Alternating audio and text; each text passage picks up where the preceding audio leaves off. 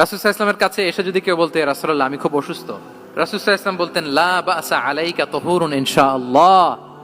ইয়া রাসূলুল্লাহ আমি অসুস্থ। রাসূল সাল্লাল্লাহু আলাইহি ওয়াসাল্লাম বলতেন, আরে don't worry, it will cleanse up you from your sins if Allah wish.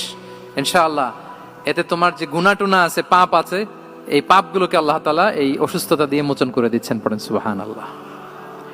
তাইলে আপনি অসুস্থতার মধ্যে একটু হালকা হইলেন না, যে জ্বরে ভুগতেছি কিন্তু এই জ্বরে নাকি আমার গুনাহ মাফ হয়ে যায়।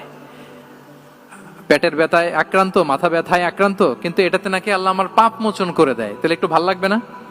তাহলে দেখেন, একটা কঠিন পরিবেশকে রাসূল সাল্লাল্লাহু আলাইহি ওয়াসাল্লাম সহজ করতেন। অসুস্থ শুনলেই লা বাস তাহুরুন ইনশাআল্লাহ, আর কিছু হবে না, আল্লাহ তোমার গুনাহ মাফ করে দিচ্ছে।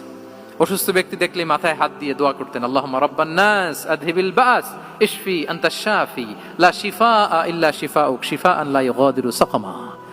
উজ্জীবিত হয়ে যেত অসুস্থ ব্যক্তি। আমরা কি করি? কাউকে অসুস্থ দেখলে, রোগাক্রান্ত দেখলে, ওই রোগে সবচাইতে কষ্ট পেয়ে যে মারা গেছে তার ঘটনা বলা শুরু করি, যে হায় রে ভাই আপনার ক্যান্সার, আমার এক খালা ছিল ক্যান্সারের 4th স্টেজে চলে গেছিল, 14টা কেমো দেয়া লাগছে, এই যে ফিরিস্তি একেবারে ওনার দাফন কাফন পর্যন্ত। এখন বলেন, ওই লোক যাও সুস্থ ছিল, এখন আর সুস্থ থাকবে? কথা বলেন, থাকবে? একটা দিব্যি সুস্থ মানুষকে যদি আপনি বলেন, ভাই আপনাকে দেখতে কেমন যেন একটু রোগা রোগা লাগতেছে, অসুস্থ নাকি?